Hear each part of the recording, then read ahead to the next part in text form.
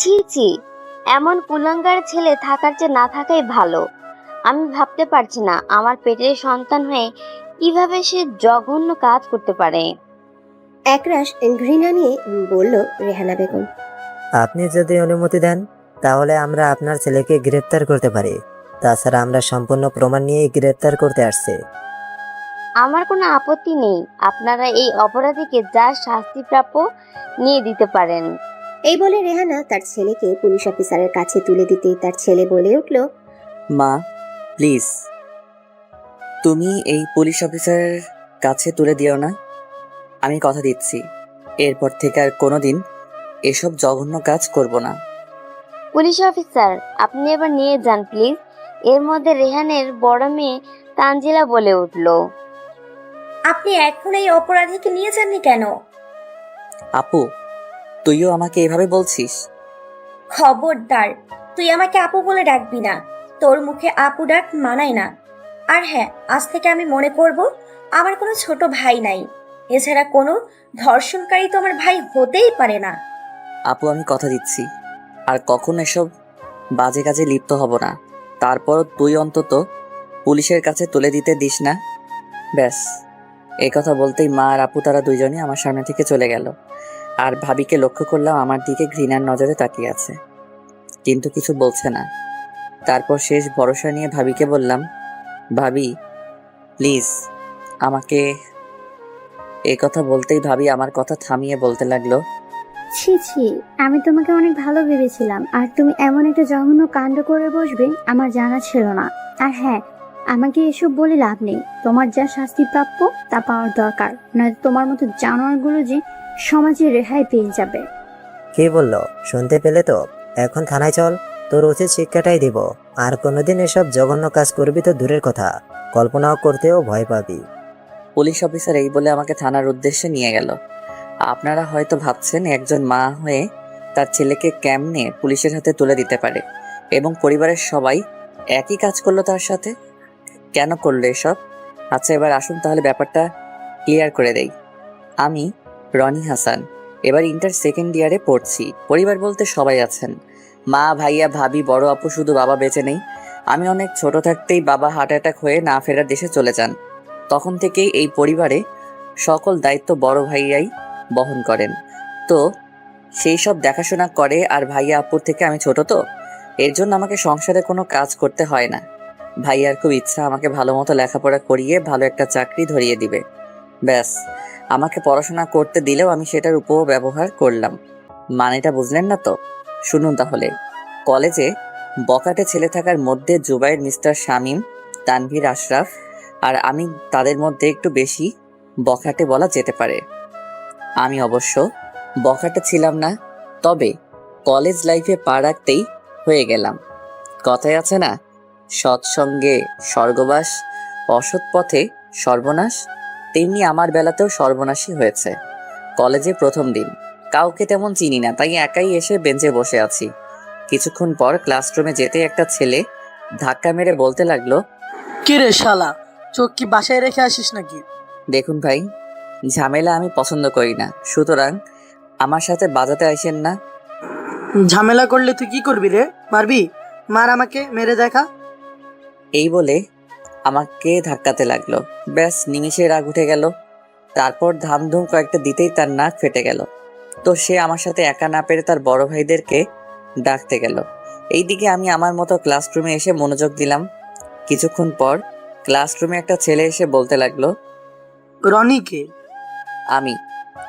আসো, তোমাকে বড় দেখতে চাইছে।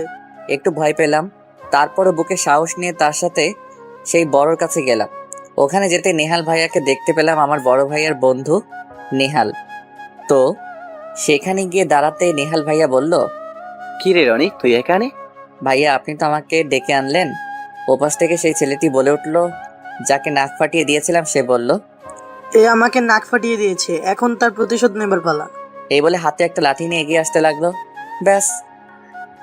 আরে দাঁড়া, ও আমার ফ্রেন্ডের ছোট ভাই, মানে আমারও ছোট ভাই। সুতরাং যা হয়েছে সব বলে গিয়ে ফ্রেন্ডশিপ কর। যা যা বলছি। নেহাল ভাইয়া রেগে বলাতে সেই এসে আমার সাথে বন্ধুত্বের হাত বাড়িয়ে দিল। ব্যাস, নিমেষেই মামলা ডিসমিস হয়ে গেল। তারপর নেহাল ভাইয়া বলতে লাগলো, আজ থেকে তোরা বন্ধু, আর কোনোদিন যেন ঝামেলা পাকানোর চেষ্টা করবি না, কেমন? সবসময় বন্ধু হিসেবে চলবি। নেহাল ভাইয়া এই বলে চলে গেল। তারপর আমি আগ বাড়িয়ে বলতে লাগলাম, সরি বন্ধু, আমার ভুল হয়ে গেছে। আচ্ছা চল, কোনো ব্যাপার না। তারপর লিজান এক এক করে জুবাইর, আশরাফ, মিস্টার শামীম তাদের সাথে পরিচয় করিয়ে দেয়। ব্যাস, পেয়ে গেলাম বখাটে বন্ধু। তাদের সাথে চলাফেরা করতে করতে আমিও তাদের মতো হয়ে গেলাম। একদিন সবাই কলেজে আড্ডা দিচ্ছিলাম, এমন সময় শামীম বন্ধু বলে উঠলো, বন্ধু, তোরা আমাকে হেল্প করতে পারবি? তোর কি হেল্প লাগবে আমাকে বল। বন্ধু, আমার গার্লফ্রেন্ডের সাথে রুম ডেট করব, কিন্তু সাহস পাচ্ছি না রে। কিন্তু তোরা যদি একটু ব্যবস্থা করে দিতিস তাহলে খুব ভালো হতো রে। আরে চিন্তা করিস না, আমি ব্যবস্থা করে দিব। দোস্ত, বাঁচালি আমাকে। ব্যাস, শামীম মাঝে মধ্যে তার গার্লফ্রেন্ড নিয়ে আসতো আর আমি তার রুম ম্যানেজ করে দিতাম। হঠাৎ আমারও শামীমের মতো গার্লফ্রেন্ড নিয়ে রুম ডেট করতে মন চাইলো। তো সঙ্গে সঙ্গে মিমির কথা মনে পড়লো। আর মিমির সঙ্গে আমার 10ম শ্রেণী থেকে প্রথম প্রেম খুব চলছে, যার দারুণ সুযোগটাও পেয়ে গেলাম। মেয়েটা খুব রূপবতী আর পাগলের মতোই ভালোবাসে আমাকে। এছাড়া আমাদের কলেজে পড়তো সেম ইয়ার, সুযোগটাও অনেক। তো একদিন মিমিকে বললাম, মিমি চলো না আমরা রুম ডেট করি। মিমি হঠাৎ আমার কাছ থেকে এমন কথা শুনবে সে কল্পনাও করতে পারিনি। এতটা অবাক হয়েছিল। তো সেদিন আর আমার সাথে কোনো কথা না বলে চলে যায়। সেদিন আমিও তার এমন রিয়াকশন দেখে একটু ঘাবড়ে যাই। আর এইদিকে আমার বখাটে বন্ধুদের কাছ থেকে যত শুনি তত আরো ব্যাপারটা ইজি মনে হতে লাগলো। আর দিন দিন মিমিকে কাছে পাবার আশাটা বেড়েই চলেছিল। তো একদিন আমার বখাটে বন্ধুদের কাছে ব্যাপারটা বললাম। তারা আমাকে প্ল্যানও বের করে দিল এবং আমিও তার সেই প্ল্যান অনুযায়ী মিমিকে নির্জন জায়গায় ভুলভাল বুঝিয়ে নিয়ে যাই। আর আমার সেসব বখাটে বন্ধুরা একটা রুমও ব্যবস্থা করে রেখেছিল। তো মিমিকে সেই রুমে নিয়ে গেলাম। মিমি রুমে ঢুকতে বুঝে গিয়েছিল কেন তাকে এখানে আনা হয়েছে। তো মিমি বলে উঠলো, আমার এখানে ভালো লাগছে না, আমি বাসায় যাব, বাসায় নিয়ে যাও প্লিজ। সরি মিমি, তা আজ হচ্ছে না। সরি মানে? তারপর মিমিকে জোরপূর্বকভাবে ধর্ষণ করি। সেদিন মিমি অনেক বাধা দিলেও আমাকে দমাতে পারেনি, কেন জানি এক নেশে পড়ে গিয়েছিলাম। এক সপ্তাহে কিছু ঘটেনি। আমিও ভেবেছিলাম মিমি হয়তো তার কোনো প্রতিবাদ করবে না, কিন্তু আজ সকালে হুট করে পুলিশ অফিসার এসে পুরো বাড়ি ঘেরাও করে ফেলে। এতে মা আর আপু পুলিশ অফিসারের কাছে জিজ্ঞেস করতেই পুলিশ অফিসার রেপ মামলার পুরো ঘটনাটা বলল। আর উপরে যা হলো তা তো আপনারা দেখতেই পারলেন। এই ছিল মা তার ছেলেকে পুলিশের কাছে তুলে দিবার কারণ। এখন থানায় বসে প্রহর গুনছি, কেউ হয়তো আমাকে ছাড়াতে চলে আসবে। এইভাবে একটা দিন কেটে গেল, কেউ দেখতে পর্যন্ত আসলো না। পরের দিন কোর্টে চালান করে দিল এবং কোর্টে সকল প্রমাণ থাকায় রিমান্ড ডাকলো 3 দিনের। আর এইদিকে আমি ভেবেছিলাম আমার রিমান্ডে কিছুই করতে পারবে না, তার আগে ভাইয়া কিংবা মা এসে তার একটা ব্যবস্থা করে ফেলবে। কিন্তু আমার ভাবনায় সম্পূর্ণ ভুল প্রমাণিত হলো। মা কিংবা ভাইয়া তারা তো কেউ আসলোই না। আর এইদিকে রিমান্ডের মার খাওয়ার কথা শুনে একদম চুপসে গেলাম। এইভাবে 2টা দিন চলে গেল। আর একটা অফিসার বলে গেল আজ নাকি আমাকে রিমান্ডের মার খেতে হবে। অফিসার কথা শুনে অনেকটাই ঘাবড়ে যায়। তার মানে মা আর ভাইয়া কোনো ব্যবস্থাই করেনি। এখন যা বুঝতে পারলাম তারাও হয়তো আমার শাস্তি কামনাই করে, নয়তো কোনো না কোনোভাবে আমাকে থানা থেকে ছাড়িয়ে নিয়ে যেত। চোখের জলটা মুছে সামনে তাকাতে যে অফিসার আমাকে ধরেছিল সেই অফিসার এসে বলতে লাগলো, কিরে, দেখলি তো খারাপ মানুষের পিছনে তার পরিবারও থাকে না, সেটা বুঝলি তো? নিশ্চুপ। তোর অবস্থা দেখে অবশ্য খারাপ লাগছে, কিন্তু কি করব বল, তোকে যে শাস্তি পেতে হবে। তাছাড়া তুই যেই মেয়ের সাথে অন্যায় করেছিস সেই মেয়েটা আমারও হতে পারতো। তাহলে একবার ভেবে দেখ, আমি কি তোকে ছেড়ে কথা বলতাম? কখনোই না। সুতরাং যার যারটা তার। অনেক বুঝিয়েছি, এখন চল রিমান্ডে যাওয়ার জন্য প্রস্তুতি নে। পুলিশ অফিসার কথা শুনে মনকে সান্ত্বনা দিলাম। পাপের শাস্তি আমাকে পেতেই হবে।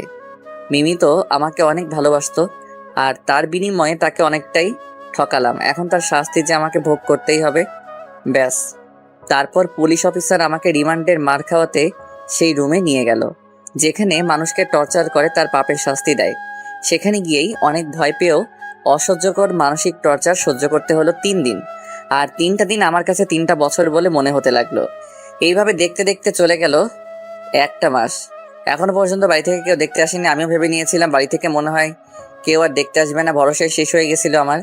একদিন ভাবনার বিচ্ছেদ ঘটিয়ে ভাইয়া আমাকে দেখতে চলে আসলো। ব্যাস, আমার এখানে এসেই ভাইয়া বলতে লাগলো, ছি ছি ছি, তোর মুখটাও দেখতে আমার ঘৃণা লাগছে। আমার ছোট ভাই হয়ে কিভাবে এই জঘন্য কাজটা করতে পারি? ভাইয়া একরাশ ঘৃণা নিয়ে বলল, ভাইয়া তুমি আমার অবস্থা না দেখে এসব কথা বলছো? এই দেখো রিমান্ডের মার খেয়ে খেয়ে আমার অবস্থা একদম খারাপ হয়ে গেছে। কান্না করে আমার হাত পা ভাইয়াকে দেখালাম। অন্যায় যেহেতু করেছিস তখন তার শাস্তি তো পেতেই হবে। ভাইয়া আমাকে এখান থেকে নিয়ে চলো প্লিজ। তোকে নিয়ে আমার যা স্বপ্ন ছিল সব তো শেষ করে দিয়েছিস। এখন বাড়িতে নিয়ে যাবো বলছিস, প্রশ্নই আসে না। তোর শাস্তির এখনো কিছুই হয়নি। ভাইয়া এখানে একটা দিন যাচ্ছে আমার কাছে বছর বলে মনে হচ্ছে। এখন কিছুই করার নেই। তুই শুধু আমাকে ঠকাস নাই, ঠকিয়েছিস পুরো পরিবার আর নিজেকেও। এসব বলে আমাকে আরো কষ্ট দিতে চলে আসছো। তুই একবার ভাব, যে মেয়েটার সাথে এত বড় অন্যায় করেছিস তোদের অবস্থাটা কেমন চলছে এখন। খারাপ লাগছে যে তোকে আমার ছোট ভাই বলে স্বীকার করতে। ভাইয়া মা আর আপু আমাকে দেখতে আসলো না। তোকে এখন আর আপনজন বলে মনে করে না তারা। অবশ্য তোর নিজের কৃতকর্মের জন্য এসব হয়েছে। ভাইয়ার কাছ থেকে কথা শুনে নিজেকে আর কন্ট্রোল করতে পারলাম না, কান্নায় ভেঙে পড়লাম। এখন কান্না করে কি হবে বল? তাছাড়া একটু আগে। ভাইয়া আমার ভুল হয়ে গেছে। আচ্ছা আজ তাহলে আসি রে। তাহলে তুমিও তাদের মতো আমাকে থানায় রাখবে, ছাড়ানোর ব্যবস্থা করবে না? হ্যাঁ, অবশ্যই করব। আর কতদিন পর? কথাবার্তা চলছে, এক সপ্তাহে তোকে ছাড়িয়ে নিয়ে যাবো। আজ ভাইয়ার কথা শুনেও অনেকটা পর বলে মনে হচ্ছে। এই ভাইয়ার কাছে যখন যা চাইতাম তাই দিত। আজ প্রায় 1 মাস ধরে থানায় পড়ে আছি, এতদিন পরে এসেও আমাকে বলছে কদিন পরে ছাড়িয়ে নিয়ে যাবে। পুলিশ অফিসার ঠিকই বলছিল, খারাপ মানুষের পিছনে কখনো তার পরিবার থাকে না। আজ তার প্রমাণ হাড়ে হাড়ে টের পাচ্ছি। এইভাবে প্রায় থানায় 3 মাস কেটে গেল। ভাইয়া মাঝে মধ্যে আসে আর বলে সামনের সপ্তাহে তোকে ছাড়িয়ে নিয়ে যাব শিওর, কিন্তু কথা পর্যন্ত সীমাবদ্ধ থাকে, তার হয়ে ওঠে না। কিন্তু আজ সকালে ভাইয়া এসে আমাকে বলে গেছে যে আজই থানা থেকে ছাড়া পাবো। কিন্তু ভাইয়ার কথাতে আর বিশ্বাস হয় না, আর সেই এক কথা 3 মাস ধরে শুনে আসছি। হঠাৎ ভাইয়া এসে বলতে লাগলো, ছোট, রেডি হয়ে নে, তো জামিন হয়ে গেছে। ভাইয়ার কথা শুনে বিশ্বাস হলো না দেখে বললাম, ভাইয়া কত আর আমাকে মিথ্যা আশ্বাস দিবে? আরে মিথ্যা না, এবার সত্যি সত্যি তোর জামিন করে ফেলছি।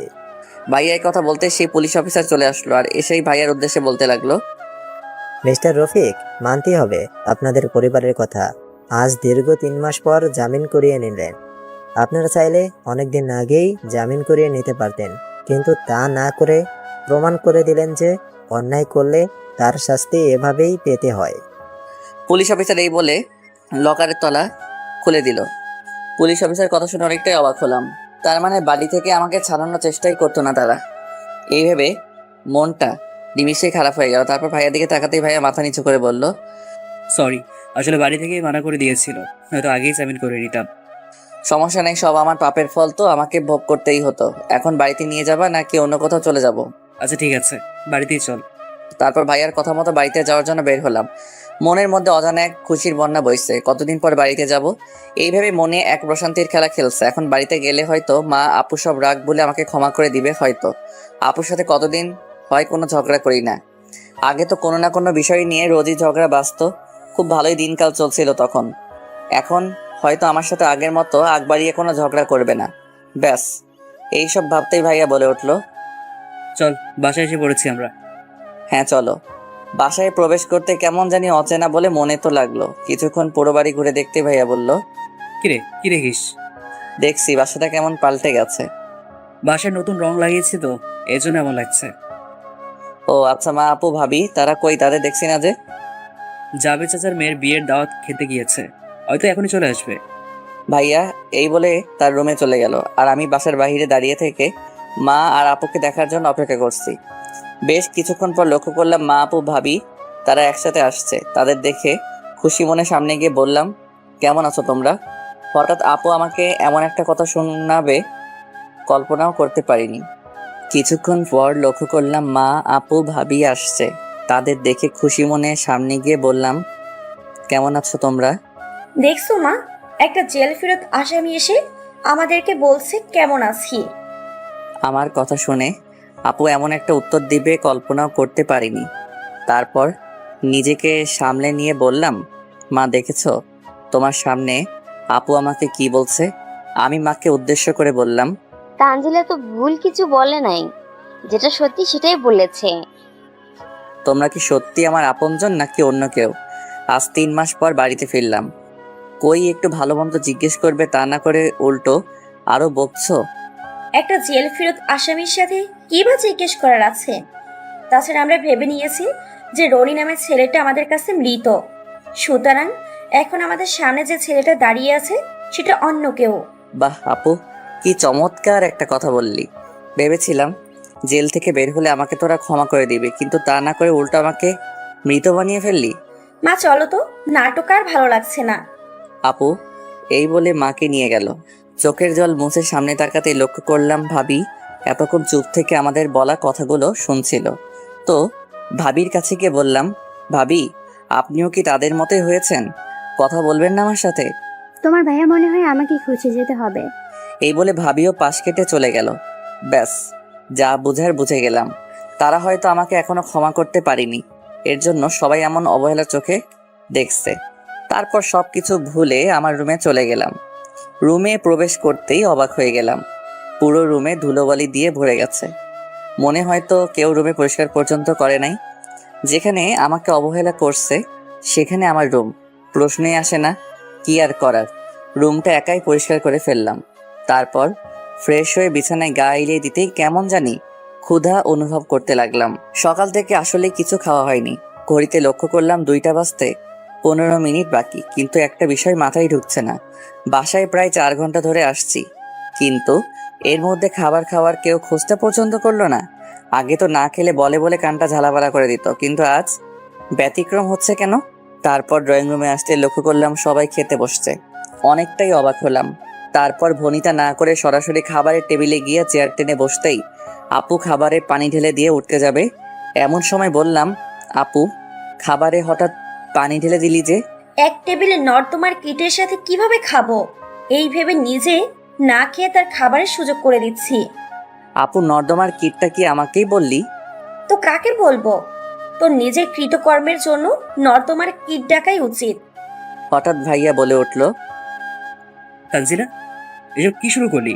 ছোট খেতে বসেছে, খেতে দে না। ভাইয়া তুমি জানো না এই নর্দমার কিটের জন্য ক্যাম্পাসে আমার সকল বান্ধবীর কাছে কতটা অপমানিত হতে হয় জানো? এর জন্য এখন ক্যাম্পাসেই যাওয়া বাদ দিয়েছি, শুধুমাত্র এই জানোয়ারটার জন্য। আপু রেগে বলল। আপুর কথাগুলো শুনে সেখানে আর বসলাম না, চলে আসলাম আমার রুমে না খেয়ে। আজ খুব খারাপ লাগছে এই ভেবে মা আপু আমাকে এখনো ক্ষমা করতে পারেনি। রুমে এসে যে কতক্ষণ কান্না করলাম সেটা হয়তো বলতে পারবো না, কারণ ছোট থেকে বড় হয়েছি। আমার জানা মতে আমি কখনো কান্না করি নাই, কিন্তু আপুর কথাগুলো শুনে নিজেকে আর কন্ট্রোল করতে পারলাম না। সারাটা দিন কেটে গেল না খাইয়ে। আমি রাগ করে সেখান থেকে চলে আসলাম, আর পরবর্তীতে কেউ আর আমাকে খাবারের জন্য ডাকার প্রয়োজন বোধও করেনি। রাতটা কোনো মতে কাটালাম। সকালে আর খাবারের জন্য একটু অস্থির হয়ে পড়লাম। ফ্রেশ হয়ে ড্রয়িং রুমে আসতেই লক্ষ্য করলাম কালকের মতো আজ সকালেও আমাকে না ডেকেই খেতে বসছে। তো একটু নিশ্চিত হতে টেবিলে গিয়ে বসলাম। যে যার মতো খেয়ে যাচ্ছে, কিন্তু আমার দিকে কারোরই খেয়ালই নেই। তারপর বনিতা না করে মাকে বললাম, মা খাবারটা বেড়ে দাও তো। বেশ বোঝা আর বাকি রইল না, এখন তারা সবাই মিলে আমাকে অবহেলা করছে। তারপর কোনো কিছু না বলে টেবিল থেকে উঠে পড়লাম আর বাহিরে বেরিয়ে এসে পড়লাম। অনেকদিন কলেজে ওইদিকে যাওয়া হয় না, চলে গেলাম সেখানে। গিয়ে লক্ষ্য করলাম শামীম, আশরাফ, লিজান তারা 3 জন একসাথে কলেজ মাঠে বসে আড্ডা দিচ্ছে। সেখানে গিয়ে দাঁড়াতে তারা বলে উঠল, রনি কেমন আছিস? কতদিন পর তোকে দেখলাম। তোদের মতো বন্ধু থাকার চেয়ে না থাকাই ভালো। এতগুলো দিন জেলে কষ্টের মাঝে কাটালাম, একবারও তো দেখতে গেলি না। তাছাড়া আমার নিজের আপন জনেরাই আমাকে দেখতে যায়নি, আর তোরা তো শুধুমাত্র নামে বন্ধু, প্রকৃত বন্ধু না। হ্যাঁ রে, কেউ না, শুধু ভাইয়া সারা। সত্যি তোকে দেখতে যায়নি? হ্যাঁ, সত্যি দেখতে যায়নি। তাহলে তোর পরিবারের ঘটনা কি বলতো? থানা থেকে আসার পর যা ঘটনা ঘটেছে সেটাই তাদের বললাম। ওই চল। কোথায় যাবি? কোথায় যাব মানে? রনি না খেয়ে আছে, আর একটা ব্যবস্থা করতে হবে না? রেস্টুরেন্টে যাব, চল। তারপর আমি না যেতে চাইলেও তারা আমাকে জোর করে রেস্টুরেন্টে নিয়ে যায়। খাবার খেয়ে আবার আড্ডা দিতে চলে আসলাম। হঠাৎ শামীম বলে উঠল, দোস্ত, তোদের উদ্দেশ্যে আমার একটা কথা ছিল। বল, শুনছি। এতদিন তো অনেক বখাটেগিরি করলাম, এবার ভাবছি ভালো হয়ে যাব। যদি ও অনেক বাজে কাজেই লিপ্ত ছিলাম, কিন্তু এখন থেকে সব ছেড়ে দেবো ভাবছি। হ্যাঁ বন্ধু, আমিও চাই তোরা ভালো হয়ে যা, বখাটেগিরি ছেড়ে দে। আমি তো যতদিন বেঁচে আছি ততদিন ভালোই হয়ে চলবো ভাবছি। তারপর বন্ধুদের সাথে সারাদিন আড্ডা দিয়ে বাসায় ফিরলাম। সন্ধ্যা 6টার আগে তো অনেক রাত করে ফিরতাম। এখন তো বন্ধুদের সাথে প্রতিজ্ঞা করে আসছি ভালো হয়ে যাব, তার সঙ্গে আমার যেসব বন্ধুরা ভালো হয়ে যাবে ভাবতে একটু ভালো লাগছে। তো বাসায় প্রবেশ করতে ভাইয়া বলে উঠল, কই ছিলি সারাদিন?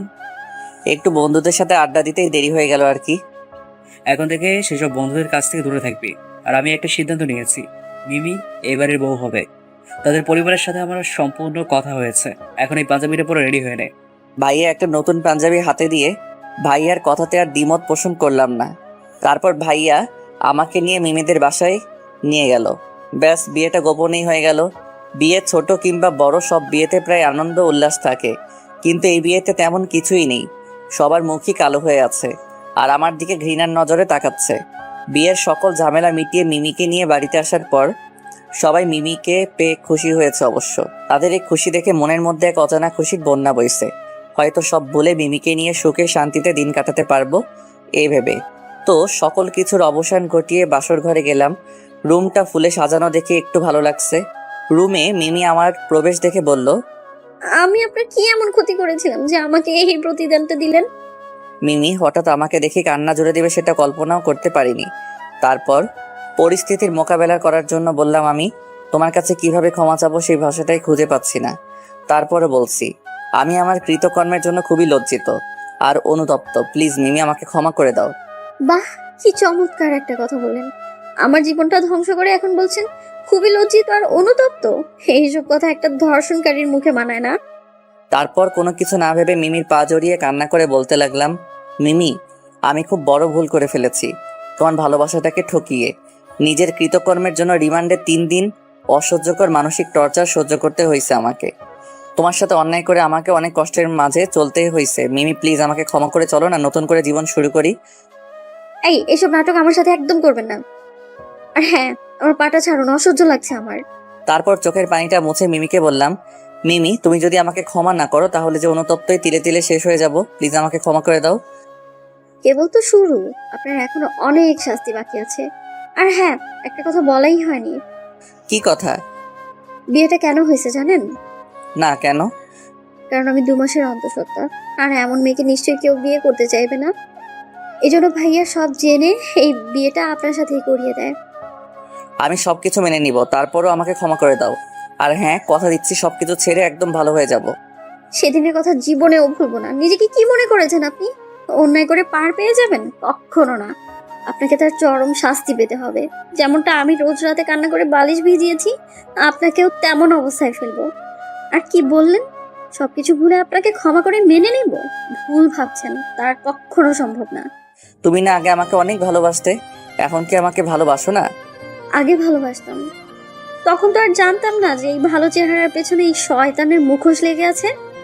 জানি না এই অন্যায় করার জন্য কতদিন আমাকে অনুতপ্তের আগুনে পুড়তে হবে, কিন্তু আমাকে একটা সুযোগ দাও নিজেকে ভালো করে তোমার সামনে উপস্থিত করার জন্য। সুযোগ দিলে কি আমার সেই সব আগের দিনগুলো আগের মতো করে দিতে পারবেন আপনি? কি হলো, চুপ হয়ে গেলেন কেন? আমি জানি আপনাকে শতবার বললেও আমার সেসব আগের হাসি খুশির দিনগুলো আর ফিরিয়ে দিতে পারবেন না। সুতরাং নতুন করে কোনো সুযোগ চেয়েও লাভ নেই। ভালো প্রেমিক হতে পারিনি ঠিকই, কিন্তু ভালো স্বামী হয়ে দেখাবো, কথা দিচ্ছি।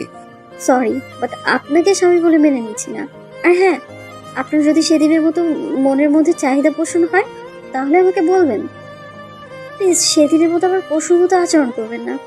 হঠাৎ মিমির এমন কথায় যেন বাকরুদ্ধ হয়ে মিমির দিকে এক দৃষ্টিতে তাকিয়ে রইলাম। আমার এমন অবস্থা দেখে মিমি বলল, ভুল তো কিছু বলিনি। আপনাদের মতো জানোয়ার এছাড়া আর কি বার করতে পারে? একটা অসহায় মেয়েকে ধর্ষণ করা ছাড়া। মিমি এসব বলে আমার অনুতপ্তের আগুনটা আর জ্বালিয়ে দিও না প্লিজ। শুনতে বুঝি খুব খারাপ লাগছে? ওনারটা করার আগে মনে ছিল না? ব্যাস, আর সহ্য করতে পারলাম না, বাহিরে চলে আসলাম। কারণ সেখানে থাকলে মিমির বলা প্রত্যেকটা কথা আমার বুকে এসে আঘাত করছে। তারপর ভাবতে লাগলাম, হ্যাঁ আসলেই আমি একটা ধর্ষণকারী। মিমির মতো ভালো একটা মেয়ের লাইফটা এইভাবে শেষ করে দিতে পারলাম। এই কথা ভাবতেই নিজেকে শেষ করে দিতে মন যাচ্ছে। দেয়ালের সাথে কয়েকটা আঘাত করতেই হাতে রক্ত ঝরতে শুরু করলো। সেদিকে আমার কোনো ভ্রুক্ষেপ নেই। আমি আমার নিজের হাতকে শাস্তি দিয়ে কিছুক্ষণ পর রুমে। এই অবস্থা যেতেই মিমি আমাকে দেখেই বলল, অযথা এইসব নাটক না করলেও পারতেন। হাতে রক্ত ঝরালেই যে আপনাকে আমি আপন করে নিব সেটা আপনার ভুল ধারণা। নিজের কৃতকর্মের শাস্তি দিচ্ছি জানি, তুমি আমাকে কখনো ক্ষমা করবে না। তারপরে বলবো আমি তোমার আশায় চেয়ে রইব। যেদিন তুমি এসে বলবে সকল কিছুর জন্য আমাকে ক্ষমা করে আমাকে স্বামী বলে মেনে নিয়েছো, সেদিনটা পর্যন্ত অপেক্ষায় থাকবো। সেদিন আর কখনোই আসবে না। আমার দেহে যতক্ষণ আত্মা থাকবে ততদিন আমি আপনাকে ঘৃণা করে যাব। যেদিন তোমার কাছে হেরে যাব সেই দিন অজানা এক দেশে চলে যাব, সেখানে আর কেউ ফিরে আসে না। ঘুমাবো এখন। আপনি প্লিজ চুপ করেন তো, ভালো লাগছে না। এই বলে মিমি ঘুমিয়ে পড়লো। আজ মিমির দিকে তাকাতে পারছি না, শুধু তার সাথে অন্যায় করে কথাটা বারবার মনে পড়ছে। জানি না মিমি আমাকে আদৌ ক্ষমা করবে কিনা, কিন্তু আমার দীর্ঘ বিশ্বাস সে আমাকে ক্ষমা করে স্বামী বলে মেনে নিবে। তারপর সোফায় ঘুমাতে চলে গেলাম। কিছুক্ষণ পর এমনিতেই চোখটা লেগে আসলো, ব্যাস ঘুমের রাজ্যে হারিয়ে গেলাম। সকালে কারো চেঁচামেচিতে ঘুম ভেঙে গেল। ঘুম থেকে উঠে লক্ষ্য করলাম মিমি জোরে জোরে কান্না করছে। তার এই অবস্থা দেখে মিমিকে বললাম, কি হলো, কান্না করছো কেন? চুপ, এখন ভালো মানুষগিরি দেখাতে হবে না আর। রাতে আমাকে মারার হুকুম দিয়েছিস, সেই কথা ভুলে গেলি?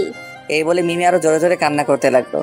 ব্যাস মিমির কান্না শুনে বাড়ির সবাই রুমে আসলো। আর প্রথমে ভাইয়া মিমিকে জিজ্ঞেস করলো, মিমি, রনি কি তোমাকে কিছু বলেছে? ভাইয়া শুধু বলে নাই, সাথে আমাকে শেষ করার কথা বলেছেন। যদি আমি এই বাড়ি না ছাড়ি তাহলে আমাকে নাকি মেরে ফেলবে, এই ভয়েও রাতে আমাকে দেখিয়েছে। এই বলে মিমি কান্নায় ভেঙে পড়লো। হঠাৎ মিমির এমন কথায় ভাইয়া প্রচন্ড রেগে বলল, কিরে, মিমি যা বললো তা সত্যি তো? এই বলে প্রচন্ড রেগে ভাইয়া আমার দিকে আসতে লাগলো। ভাইয়া, মিমি এসব মিথ্যা কথা বলছে। মিমি, তুমি শুধু শুধু এই কথা বলতেই। ভাইয়া সজোরে 2 থাপ্পড় গালে বসিয়ে দিল। আমি তো অবাক হয়ে মিমির দিকে তাকিয়ে আছি আর ভাবছি মিমি তাহলে আমাকে সাত সকালে মিথ্যা কথা বলে ভাইয়ার কাছে মার খাওয়ালো। মাথা নিচু করে এসব ভাবতে ভাইয়া বলে উঠলো, আজ থেকে আমার ভাই না, সবসময় তো ভালো চেয়েছি, কিন্তু তুই যে এতটা বাজে হবি তা আমার জানা ছিল না। এর মধ্যে আপু বলে উঠলো, দেখলে তো ভাইয়া, আজ মিমিকে মারার হুমকি দিয়েছে। কাল যদি সত্যি সত্যি মিমিকে মেরে ফেলে, তার কোনো বিশ্বাস নেই। তাছাড়া এই জানোয়ারটার দ্বারা সবকিছুই সম্ভব। ভাইয়া আর আপুর কথাতে নিজেকে আর কন্ট্রোল করতে পারলাম না, কান্নায় ভেঙে পড়লাম। মিমির মিথ্যা কথাতে আমাকে এতটা অবিশ্বাস করবে তা আমার জানা ছিল না। তারপর মিমি বলে উঠলো, তানজিল আপু প্লিজ, আমাকে প্লিজ এই জানোয়ারটার হাত থেকে বাঁচান। এই রুমে একসাথে থাকলে নিশ্চিত কোনো অঘটন ঘটে ফেলবে। হ্যাঁ, তুমি ঠিকই বলেছো, আজ থেকে তুমি আমার সাথেই থাকবে। এর মধ্যে মা আর ভাবি আসলো। মা ভাইয়াকে জিজ্ঞাসার দৃষ্টিতে তাকাতেই ভাইয়া সম্পূর্ণ ঘটনা বলল। মা শুনে আমাকে বলতে লাগলো, আর কত এই পরিবারে অশান্তি সৃষ্টি করবি বলতো? কি হলো, জবাব দে না। আর পারছি না। হে আল্লাহ, এক হয়তো আমাকে এই সংসার থেকে উঠে আনাও, নয়তো এই আপদটাকে উঠে আনাও। আল্লাহ কেন তোমাকে উঠাতে যাবে? একটু আগে বললে না আপুরটাকে উঠাই নিতে, তাই হবে মা। আমি যতটুকু শুনেছি মা যদি তার সন্তানকে দোয়া করে সেটা নাকি খুব দ্রুত কাজ হয়ে যায়। আজ তুমি যে আমার মা হয়ে যে দোয়াটা আমাকে করলে, আশা করছি একদিন ঠিকই পূরণ হবে। এই বলে বাহিরে চলে আসলাম। বাহিরে নির্জন জায়গায় বসে ভাবতে লাগলাম মিমি সাত সকালে ভাইয়াকে মিথ্যা কথা বলে আমাকে মার খাওয়ালো, হয়তো তার সাথে করা অন্যায়ের প্রতিশোধ নিচ্ছে। যদি মিমি আমার সাথে এইভাবে প্রতিশোধ নিয়ে ভালো থাকতে পারে সেটাতে তার আর বাধা দিব না। হাজার হোক প্রথম তো দোষ আমারই ছিল, মিমি তো আমাকে কম ভালোবাসেনি। আমি নয় আমার করা ভুলের মাসুল দিয়ে যাব। যেদিন সত্যি মিমি কিংবা আমার পরিবারের কাছে হেরে যাব, সেদিন না হয় না ফেরার দেশে চলে যাব। এসব ভেবে দুপুরে বাড়িতে গেলাম। রুমে প্রবেশ করতেই মিমি বলে উঠলো, বলছিলাম না আপনার শাস্তির এখনো অনেক বাকি। এই কাজটা না করলেও পারতে। এমনিতেই ভাইয়া আপু আমাকে দেখতে পারে না, আর আজ যা ঘটালে। কেবল তো শুরু। কি ভাবছেন আমি আপনাকে এমনি ছেড়ে দিব? অসম্ভব, কখনো না। আমি যতটুকু কেঁদেছি তার থেকে দ্বিগুণ আপনাকে কাঁদতে হবে। মাত্র তো আপনার পরিবার থেকে আলাদা করলাম, পরে না বুঝতে পারবেন কি ঘটে। একটাবার ভালো হওয়ার সুযোগটা দিয়েই দেখো। অসম্ভব, কখনো না। তাহলে কি করতে চাইও? আমার সাথে করা অন্যায়ের সঠিক বিচার করতে চাই। বিচারটাকে আমাকে শেষ করলেই সমাধান হবে? এত সহজে মরলে তো হবে না, তার আগে আপনার ভুলের মাসুল তো দিতে হবে, তারপর না হয় মরবেন। আমি মরলেও তোমার কিছু যায় আসে না। এতটা ঘৃণা করো আমাকে? তার থেকেও বেশি। আল্লাহর কাছে প্রার্থনা করা যেন খুব শীঘ্রই আমার করা পাপের ফলটা দিয়ে দেয়। এই বলে ফ্রেশ হতে চলে গেলাম। ফ্রেশ হয়ে বের হতে দেখি ভাইয়া আমার রুমে আসছে। যেই আমি কথা বলতে যাব আমার কথা থামিয়ে ভাইয়া আগে বলতে লাগলো, আল্লাহর কাছে প্রার্থনা করো যেন খুব শীঘ্রই আমার করা পাপের ফলটা দিয়ে দেয়। এই বলে ফ্রেশ হতে চলে গেলাম। ফ্রেশ হয়ে বের হতে দেখি ভাইয়া আমার রুমে আসছে। যেই আমি কথা বলতে যাব আমার কথা থামিয়ে ভাইয়া আগে বলতে লাগলো, মিমি, জি ভাইয়া। আজ থেকে তুমি তানজিলের সাথে থাকবে। বলা তো যায় না কখন কি ঘটে যায়। তাছাড়া আমি তো বাড়িতে থাকি না, বুঝতেই তো পারছো কি বলতে যাচ্ছি। ভাইয়া তুমি কি অঘটন ঘটে যেতে পারে বললে? সব অঘটনের মূল তো তুই, আর এখন কিছুই বুঝিস না তাই না? আমি কেন অঘটন ঘটাতে যাব? অত কথা আমি বলতে পারবো না, অফিসে যেতে হবে। এই বলে ভাইয়া অফিসে চলে গেল। ব্যাস মিমির প্রতি রাগ উঠে গেল। তখন তাকে রাগী দৃষ্টিতে জিজ্ঞেস করলাম, তুমি আমার পরিবারকে কি বুঝিয়েছো? যেটা বলে কাজ হয়ে যাবে সেটাই বলছি। পরিবারে অশান্তির সৃষ্টি করে কি মজা পাচ্ছ? আপনার জন্য যেমনটা আমার পরিবার অশান্তিতে ভুগছে, তেমনি আমি এই পরিবারে অশান্তিতে পরিণত করে আপনাকে বোঝাবো একটা হ্যাপি ফ্যামিলিতে অশান্তির কালো ছায়া পড়লে কেমন লাগে। ভেবেছিলাম নিজেকে শেষ করে ফেলবো, কিন্তু যখন জানলাম আমার সাথে আরেকটা জীবন গড়ে উঠছে, তখন আমার নেয়া সিদ্ধান্তটা পাল্টে ফেললাম। আমি সাধারণ একটা পশুর জন্য তো আর দুইটা জীবন নষ্ট করতে পারি না। যা হবার তা তো হয়েই গেছে, সেটা নিয়ে পড়ে থাকলে সমস্যার সমাধান মিলবে না, বরং আরো ঝামেলার সৃষ্টি হবে। আমিও তো চাই সেই অশান্তি সৃষ্টি করতেই। এইভাবেই কিছুদিন কেটে গেল। প্রতিটা দিন কোনো না কোনো বিষয় নিয়ে মিমি আমার সাথে ঝগড়া বাঁধত। যদিও মিমিকে কিছু বলতাম না, সে আগ বাড়িয়ে আমার সাথে ঝগড়া সৃষ্টি করত। আমাদের রোজ রোজ এই ঝগড়াতে আমার পরিবার একদম অতিষ্ঠ হয়েছিল, আর সম্পূর্ণ দোষ আসে আমার উপর। আমি নাকি এসবের মূল। তো একদিন রাতে ফেসবুকিং করছিলাম, হঠাৎ মিমি রুমে আসলো আর বলতে লাগলো, আজ থেকে আমি আর কোনো ঝগড়া বাঁধাবো না। হঠাৎ মিমির এমন কথায় এতটা খুশি হয়েছিলাম যে বলে বোঝাতে পারবো না, কারণ আমিও মিমিকে ভালোবেসে ফেলছিলাম আর তাকে নিয়ে আমার হাজারো স্বপ্ন বুনতে চেয়েছিলাম, কিন্তু সেটা আর হবার নয়। তো চলুন এবার গল্পে আসি। হঠাৎ সিদ্ধান্ত চেঞ্জ করলে যে? ভাবলাম আর কতদিন তোমাকে কষ্ট দিব, তাছাড়া তুমি তো এখন আমার স্বামী, তোমাকে কষ্ট দিলে তো আমিও ভালো থাকতে পারবো না। তাহলে আমাকে ক্ষমা করে দিয়েছো? হ্যাঁ, আমি মাথা নিচু করে বলতেই খুব শক্ত করে মিমিকে জড়িয়ে ধরলাম আর বলতে লাগলাম, এখন থেকে আমাদের পরিবারে আর কোনো অশান্তি ঢুকবে না। আমরা এই পরিবারকে আরো শান্তিতে ভরপুর করে দিব।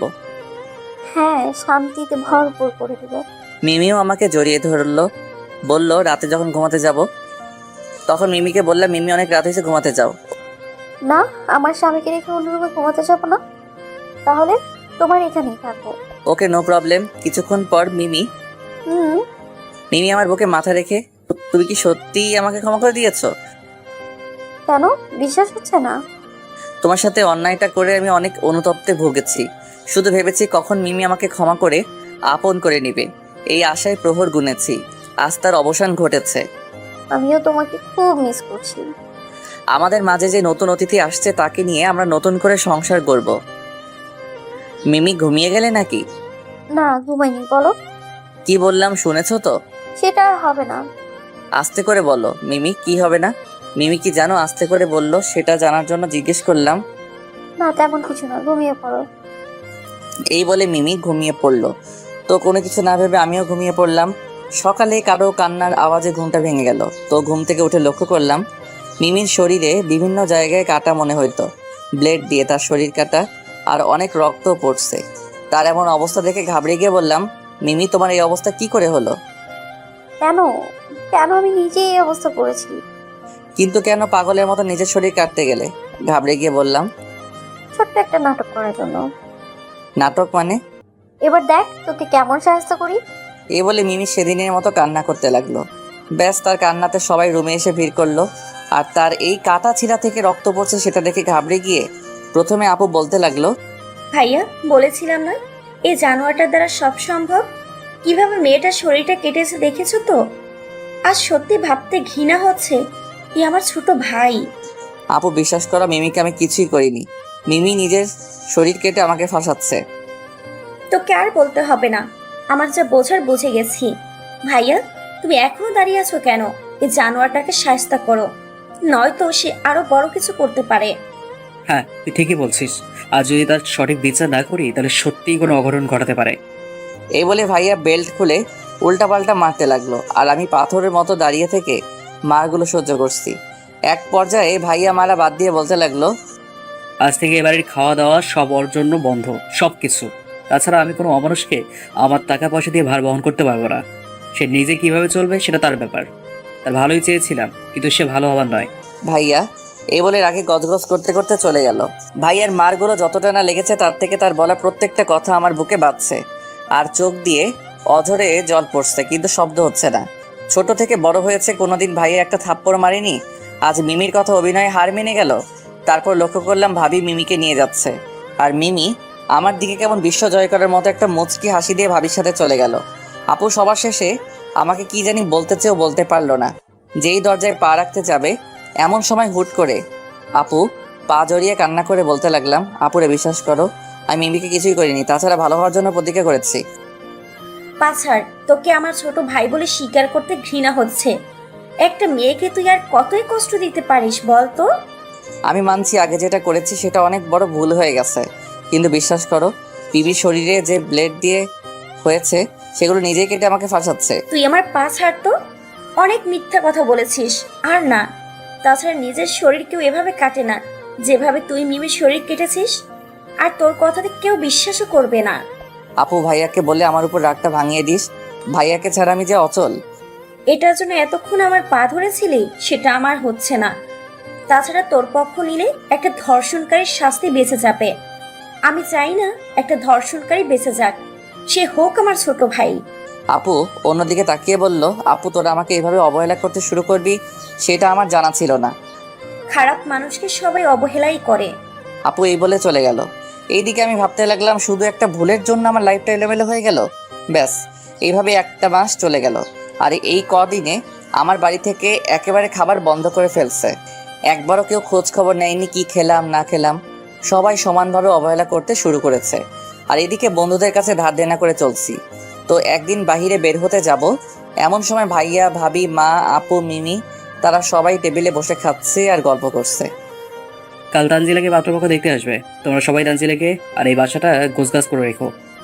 ভাই আপনি কোনো টেনশন করবেন না, আমি আর ভাবি মিলে সব কিছু সামলে নিব। আচ্ছা ঠিক আছে। তাদের কথা তখন দাঁড়িয়ে থেকে সব শুনলাম, কিন্তু কিছু বললাম না। বাহিরে চলে আসলাম। আজ শুধু একটা কথা ভেবে খারাপ লাগছে, বড় আপুকে পাত্রপক্ষ দেখতে আসবে, অথচ আমাকে কিছুই জানানোর প্রয়োজন বোধ মনে করলো না। তো একদিন বাহিরে বের হতে যাব, এমন সময় ভাইয়া, ভাবি, মা, আপু, মিমি তারা সবাই টেবিলে বসে খাচ্ছে আর গল্প করছে। তাদের কথা তখন দাঁড়িয়ে থেকে সব শুনলাম, কিছু বললাম না। বাহিরে চলে আসলাম। আজ শুধু একটা কথা ভেবে খারাপ লাগছে, বড় আপুকে পাত্রপক্ষ দেখতে আসবে, অথচ আমাকে কিছুই জানানোর প্রয়োজন বোধ মনে করলো না। মনে করেই বা কি হবে, তারা কেউ তো আর আমার সাথে কথা বলে না। ব্যাস, দেখতে দেখতে আপুর বিয়ে সব কিছু ঠিক হয়ে গেল। সামনের সপ্তাহে তার বিয়ে, ছেলে ইঞ্জিনিয়ার, পরিবার ব্যাকগ্রাউন্ড ও ভালোই জানলাম। এর মধ্যে আমার কথা তারা ভুলেই গেছে আপুর বিয়ে নিয়ে, অথচ তারা সবাই মেতে আছে। কিন্তু আমি সেই আগের মতোই আছি, কেউ একবার জিজ্ঞাসা করার প্রয়োজন বোধ মনে করলো না। আজ আপুর বিয়ে হচ্ছে, অথচ আমাকে জানানোর কেউ প্রয়োজন বোধ মনে করলো না। আমি আমার মতো বাড়িতে ফিরলাম রাত 10টায়। এতক্ষণে হয়তো বিয়ের সব ধুমধাম শেষ। দরজায় পা রাখতেই লক্ষ্য করলাম মায়ের কান্না করছে। আপু বাড়িতে নেই, তাহলে কি সত্যি আপু আমাকে কিছু না জানিয়ে চলে গেল? আজ খুব জানতে ইচ্ছে করছে, মানুষের মাঝে কি ভুল ত্রুটি হতে পারে না? এ বলে এতটা অবহেলা করতেই হয় না? আজকের পর থেকে আর কখনো এই বাড়ির কারোর সাথে কথা বলবো না, আমি আমার মতোই থাকবো। এইভাবে তাদের কিছু না বলেই পাশ কেটে আমার রুমে চলে আসলাম। কিছুক্ষণ পর কেউ একজন আমার দরজায় নক করলো। সেটা দেখার জন্য দরজা খুলে দেখতেই অবাক হয়ে বলতে লাগলাম, ভাবি আপনি এতদিন পর আমার রুমে আসলেন যে? না মানে তোমার ভাই আমাকে পাঠিয়েছে। কেন?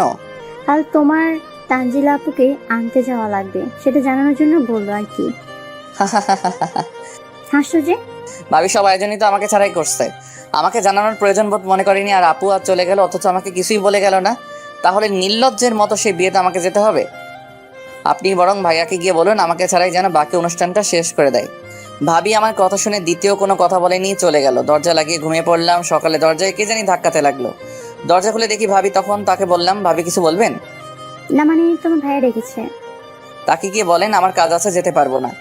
এই বলে দরজা লাগিয়ে ঘুমিয়ে পড়লাম। এখন হয়তো ভাইয়া বুঝতে পারছে আমাকে ছাড়াই অনুষ্ঠানটা করা তার ভুল হয়েছে, এর জন্য এখন আমাকে ডাকছে। তারপর আর কিছুক্ষণ ঘুমিয়ে 10টার দিকে ফ্রেশ হয়ে বের হবো, এমন সময় মা ডাক দিল। সেই 4 মাস পর তো শুনেও না শোনার ভান করে চলে যেতে ধরেছি, দেখেও আবার ডাক দিল। তখন তার ডাকে সাড়া দিলাম। মা কিছু বলবা? কোথায় যাচ্ছিস? বাহিরে একটু ঘুরতে। তোর আপুকে আনতে যাবি না? আমার না গেলেও চলবে, তাছাড়া ভাইয়া, ভাবি, মিমি তারা তো আছেই, তাদেরকে পাঠিয়ে দাও। তুই গেলে একটু ভালো হতো। না মা, ওখানে গেলে আবার আরেক ঝামেলা হবে, যেটার কারণে তোমরা আমাকে কিছুই বলনি। তোমরা বরং আপুকে আনতে চলে যাও, আমার সেখানে না গেলেও চলবে। এই বলে বাহিরে চলে আসলাম। এভাবেই কিছুদিন আরও কেটে গেল। এখন ভাবতে লাগলাম আর কতদিন বন্ধুদের কাছে ধার দেনা করে চলবো না। আমাকে একটা চাকরির ব্যবস্থা করতে হবে। যেইভাবে সেই কাজ। তো কিছুদিন ঘোরাঘুরি করার পর ভাগ্যক্রমে পেয়েও গেলাম, এক বড় ভাইয়ের মাধ্যমে পেয়ে গেলাম একটা চাকরি। ব্যাস, এখন আমার দিনকাল ভালোই যাচ্ছে। সকালে অফিসে যাচ্ছি আর রাতে ফিরছি। নিজেকে যতটা পারছি ব্যস্ততার মাঝে ডুবিয়ে রাখছি। এতে বাড়ির কারোর সাথে প্রায় দেখাই হয় না। আর এদিকে মিমি শরীরে পরিবর্তন আসতে শুরু করেছে। তার সাথে অবশ্য কথা হয় না আজ প্রায় 4 মাস ধরে। আমিও আর আগ বাড়িয়ে কথা বলি না। অনেক তো চেষ্টা করেছি মিমিকে নিয়ে সুখে শান্তিতে থাকতে, কিন্তু সেটার বিপরীত হয়ে দেখে আর কোনো চেষ্টা করে দেখিনি।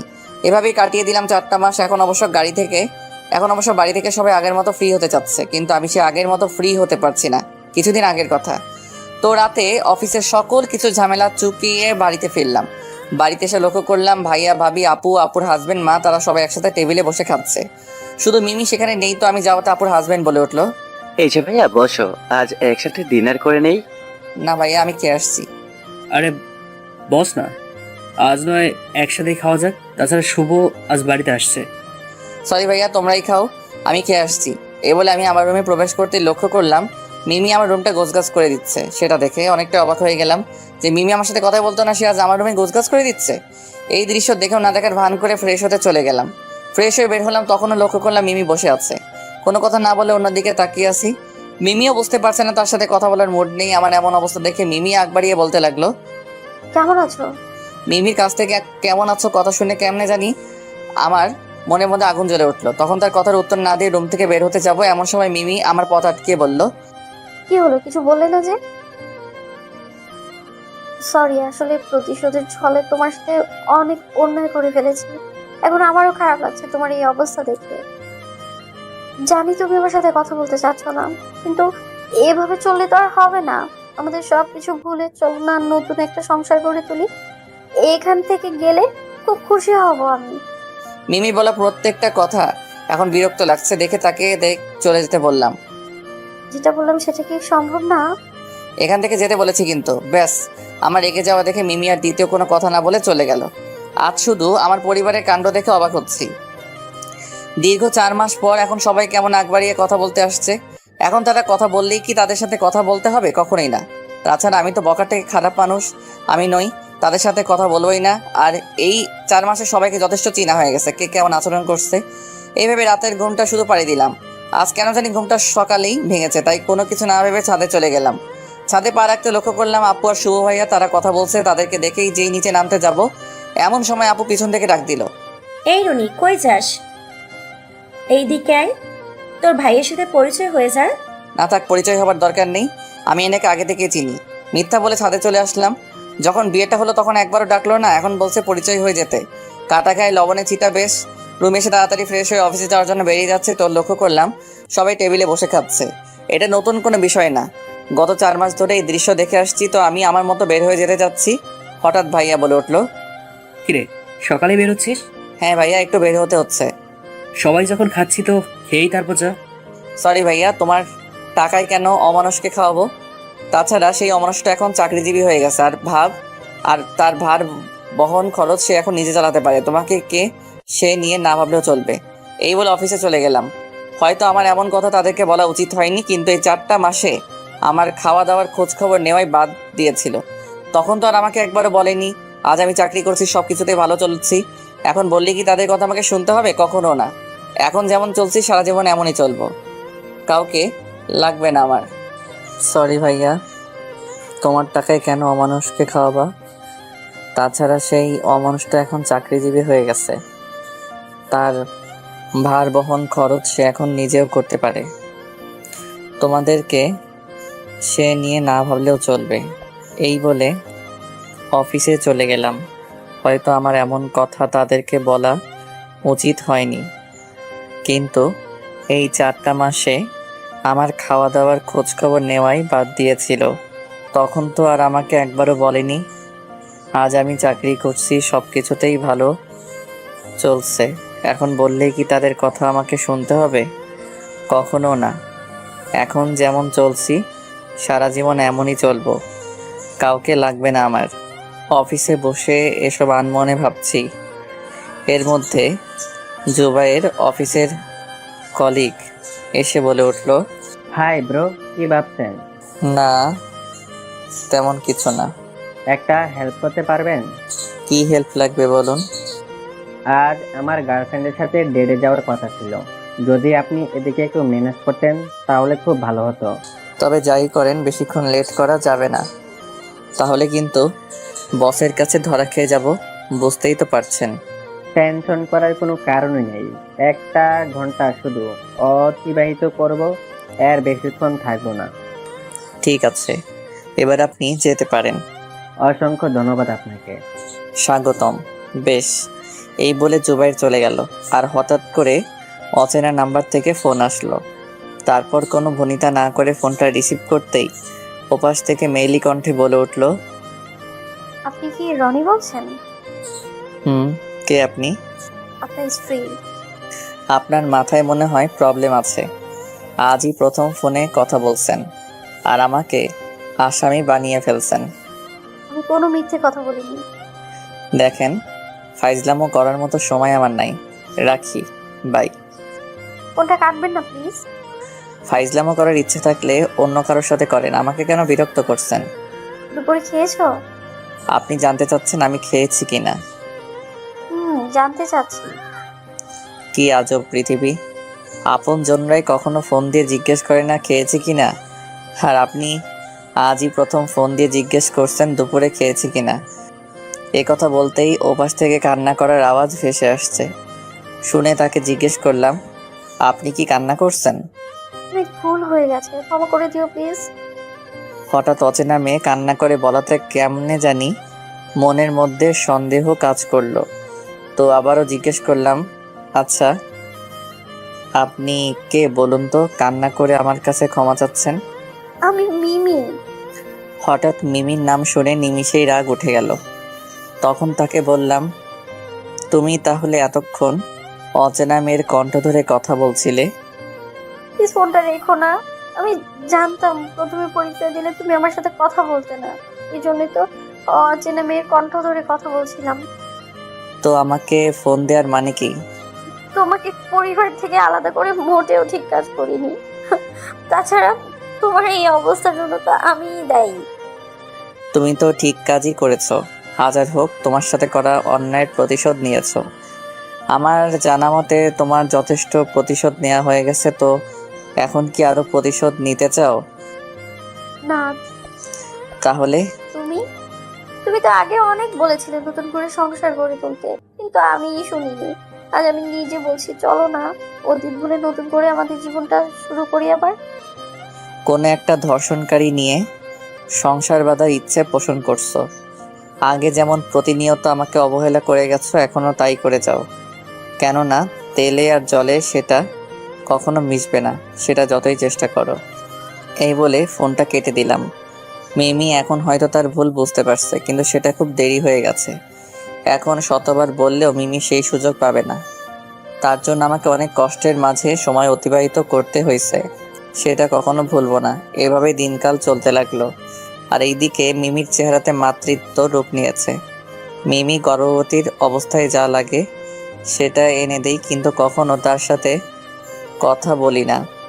এই নিয়ে মিমি অনেক কান্নাকাটি করত।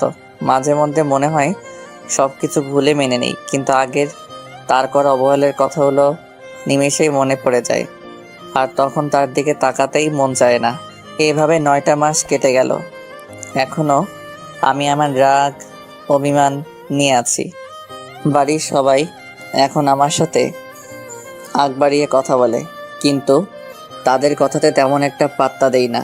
কিন্তু কেন জানি মার সাথে কথা না বলে থাকতে পারি না। এর জন্য মার সাথে একটু কথা বলি। প্রত্যেকটা দিন শুরু হয় মিমির কান্না শুনে। সেদিনের ঘটনা, অফিসে যাওয়ার সময়। অফিসে যাচ্ছ? এইভাবে আর কতদিন আমার সাথে কথা না বলে থাকবে বলো তো? আমাকে অফিসে যেতে হবে। শুধু অফিস আর অফিস, এদিকে আমি যে ভালো নেই সেটা কি দেখছো না? প্লিজ এইভাবে নিশ্চয় থেকে আর আমাকে কষ্ট দিও না প্লিজ। তুমি আমার কাছে প্রতিশোধ নিতে আসছিলে, আর তোমার প্রতিশোধও নেওয়া হয়ে গেছে। এখন নতুন করে কি বোঝাতে চাচ্ছ? সবকিছু ভুলে তোমাকে মেনে নিব? হ্যাঁ, নিলে ক্ষতি কি? ক্ষতি করার কথা বলছো? আমার রঙিন জীবনটা এখন সাদা কালোতে পরিণত হয়েছে শুধুমাত্র তোমার কারণে।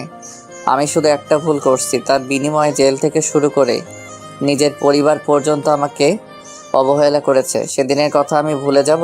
কখনো না। প্রথমে তো তোমাকে কম অনুরোধ করিনি, সব সময় তোমার কাছে হাত জোর করে ক্ষমা চেয়েছি আর বলেছি, চলো না মিমি, সব কিছু ভুলে নতুন করে সংসার গড়ে তুলি। কিন্তু তুমি আমাকে প্রতিনিয়ত ঘৃণা আর অবহেলা করে গেছো। এছাড়া তুমি তো আমাকে অনেক ভালোবাসতে। এক সময় সে কথা ভেবে কি ক্ষমা করে মেনে নিতে পারতে না? ঠিকই পারতে, কিন্তু তোমার মনে প্রতিশোধকে সবসময় প্রাধান্য দিয়ে আসছো। এখন তো তোমার প্রতিশোধ নেওয়া শেষ, এখন কেন বলছো মেনে নিতে? সব কিছুর একটা সীমাবদ্ধ থাকে, আর সেটা তুমি অতিক্রম করেছো। তাহলে আমাদের সন্তানের কি হবে? মেরে ফেলবো তাকে? আমি কি তোমাকে সে কথা একবারও বলেছি? তাহলে সে আমার কাছেই থাকবে। আমার কি হবে? আগে যেমন আমাকে ঘৃণা আর অবহেলা করে গেছো, সেটাই করবে। এটাই কি আমার সমাধান? কি? কাগজে কলমে আমরা যেহেতু স্বামী স্ত্রী, তবে কখনো তোমাকে স্ত্রী বলে মেনে নিব না। সেটা হলে তুমি আমার কাছেই থাকতে পারবে। আমার কথা শুনে মিমি কান্না করে বলল, আমি তোমার কথায় রাজি, তারপরে এইভাবে আর তোমার কাছ থেকে দূরে সরে থাকতে পারবো না, প্লিজ। বেশ। মিমিকে নিয়ে এক ছাদের নিচে থাকলেও কখনো ভুলেও তার দিকে তাকাই না। মিমি অনেক চেষ্টা করে আমার মন জয় করার জন্য, কিন্তু তার এসব কাজে কখনো পাত্তা দেই না, এড়িয়ে চলি। আজ যেহেতু শুক্রবার, বাড়িতেই থাকতে হচ্ছে, তো ছাদে দাঁড়িয়ে থেকে ফেসবুকিং করছিলাম। হঠাৎ আপু সে বলতে লাগলো, কিরে, কেমন আছিস? ভালো। আজ কতদিন পর বাড়িতে আসলাম, আমাকে কিছু জিজ্ঞেস করবি না? জিজ্ঞেস করার মতো সময় আমার কাছে নেই, এই বলে আমার রুমে চলে আসলাম। কয়েক মাস পর আপু বাড়িতে আসলো, আর তার সাথে এমন উল্টো বাজে ব্যবহার করে দিলাম, কেননা তার বলা কথাগুলো আমি এখনো ভুলিনি। তো আমি আমার মতো রুমে এসে ফেসবুকিং করছি। এর মধ্যে মা এসে বলতে লাগলো, তানজিলা অনেক দিন পর বাড়িতে আসছে, আর তার সাথে উল্টো কথা বাজিয়ে ফেললি।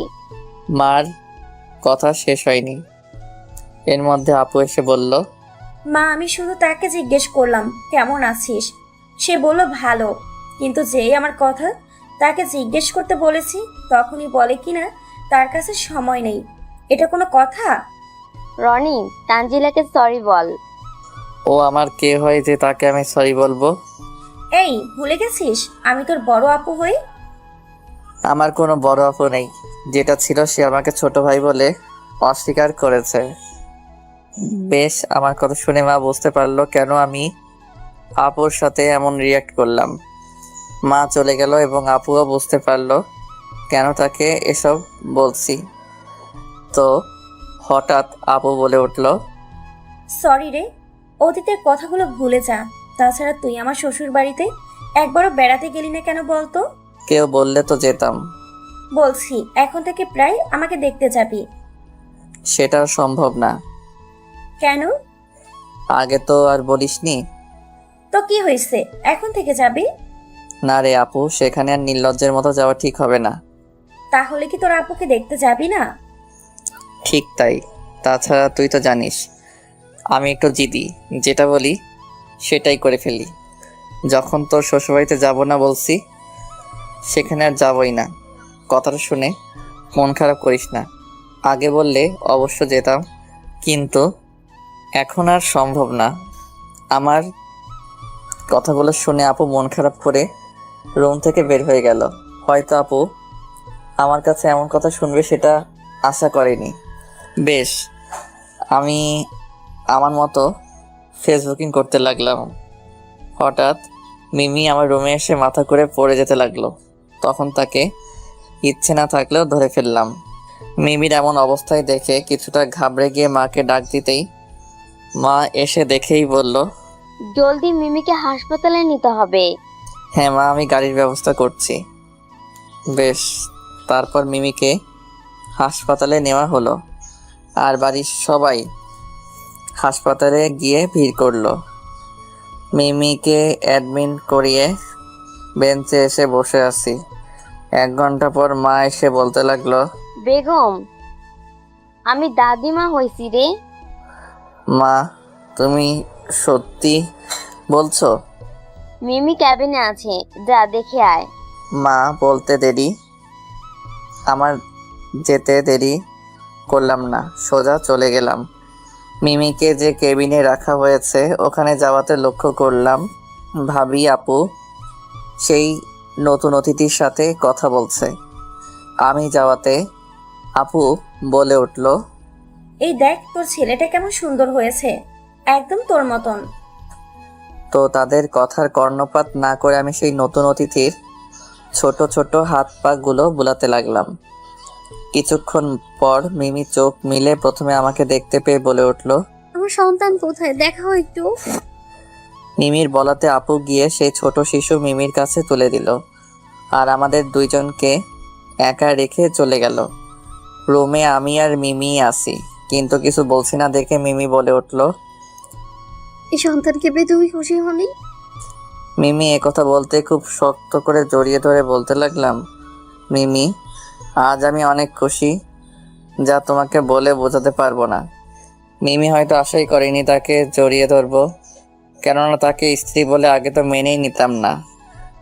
জড়িয়ে ধরবো দূরের কথা, কিন্তু আজ এই খুশির দিনে অতীতে যা ঘটেছে সেটা নিমিষেই ভুলে মিমিকে জড়িয়ে ধরে বললাম, তুমি আমার কাছে কি চাও বলো, আমি সেটা এনে দিব। স্বামীর ভালোবাসা চাই, আর কিছুই আমাকে দিতে হবে না, আমাকে খুব ভালোবাসতে হবে। দিবা তো সে ভালোবাসা? আজ মিমির কথাতে কোনো দ্বিমত পোষণ করলাম না, সোজা বলে দিলাম, অবশ্যই। আর হ্যাঁ, আমার মাথায় হাত রেখে বলতে হবে যে আর কখনো আমাকে এড়িয়ে চলতে পারবে না, সব সময় আমাকে ভালোবাসতে হবে। মিমি একথা বলতেই সে ছোট শিশু কান্না করে উঠল। দেখে মিমিকে বললাম, হ্যাঁ হ্যাঁ সব হবে, তার আগে আমার বাবাটাকে চুপ করাও, হয়তো তার কান্না সহ্য করতে পারবো না। বাবা ছেলে মিলে তো ভালোই আমাকে জ্বালাতে শুরু করেছো। মিমি এই বলে ছোট শিশুটাকে কান্না চুপ করাতে লাগলো। আচ্ছা, আমাদের ছেলের তো নামটাই রাখা হলো না। কি নাম দেয়া যায়? ঈশান দিলে কেমন? মোটামুটি ভালো। শুধুই মোটামুটি ভালো? না গো, নামটা আসলেই অনেক ভালো হয়েছে, আমার খুব পছন্দ হয়েছে। তাহলে আজ থেকে আমার বাবাইটার নাম হবে ঈশান, তুমি কি বলো?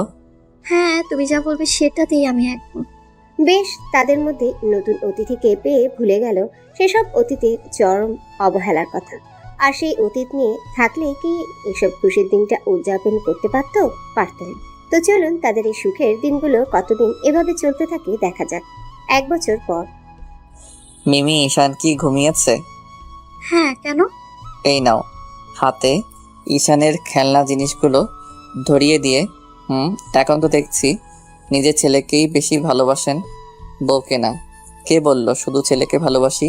আমি তার বউকে অনেক ভালোবাসি, আর এই দুইজনই হলো আমার কলিজা, যাদেরকে ছাড়া 1 সেকেন্ডও থাকতে পারবো না। তোমার এই ভালোবাসাই আমার কাছে অনেক। তো এখন কি আমাকে না খাইয়ে রাখবেন নাকি খাওয়াবেন? সরি, আমি তো ভুলে গিয়েছিলাম অফিস থেকে আসছো। কোথায় যাচ্ছ? তোমার খাবার রেডি করতে যাচ্ছি। পরে গেলেও হবে, তার আগে আমাকে একটু ভালোবাসা দাও তো। ফাজিল একটা। এই বলে নিজেকে ছাড়িয়ে নিয়ে তার খাবার রেডি করতে লাগলো। এখন অতীতের সব ঘটনাই প্রায় সে ভুলে গিয়েছে। তাদের মান অভিমানে শুধু ঈশানকে কেন্দ্র করে সবকিছু ভুলে নতুন করে তারা শুরু করছে। তাদের এই সুখ আদৌ কি সইবে?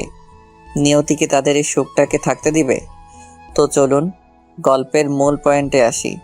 ভালোই তো যাচ্ছে তাদের ছোট ঈশানকে নিয়ে। পুরো বাড়ি সে একা মাতিয়ে রাখে, সবারই নয়নের মণি হয়েছে সে। এইদিকে কিছুদিন আগে ভাবিও একটা কন্যার সন্তান হয়েছে। সব মিলেই প্রায় ভালোই চলছিল। একদিন সকালে অফিসে যাওয়ার সময়, মিমি আমার ফোনটা কই? দেখো, ঈশান হয়তো নিয়ে খেলছে। ঈশান বাবা, কই তুমি? ঈশানকে খুঁজতে খুঁজতে হঠাৎ লক্ষ্য করলাম মার ওখানে গিয়ে ফোন নিয়ে খেলছে। তো সেখানে গিয়ে বললাম, ঈশান ফোনটা এখন বাবাকে দাও তো দেখি। সরি বাবাই, ফোনটা আমার লাগবে, দিতে পারবো না। ফোন দিয়ে তুমি কি করবা? না বাবাই, আমার লাগবে। আচ্ছা ঠিক আছে, এখন থেকে তাহলে এই ফোনটা তোমার। এর মধ্যে মিমি এসে বলল, ফোন পেয়েছো? ফোনটা বুঝি আজ আর নিয়ে যেতে পারবো না। ঈশান, ফোনটা বাবাকে দিয়ে দাও। বলছি না আমার ফোন লাগবে। থাক, ওকে কিছু বলো না, ফোনটা ওর কাছেই থাক। দিন দিন তুমি ঈশানকে লাই দিয়ে মাথায় তুলছো। আজ নয়, ফোনটা ঈশানের কাছে থাক। এবার খুশি তো আমার বাবাটা? ঈশা, হ্যাঁ অনেক। আচ্ছা ঠিক আছে, আমার অফিসে যেতে লেট হয়ে যাচ্ছে। মিমি, খাবার রেডি আছে তো? হ্যাঁ, আসো। তারপর সকালের খাবার খেয়ে অফিসে রওনা দিলাম। বেশ, অফিসে গিয়ে ফুরফুরে মন নিয়ে কাজ করতে লাগলাম।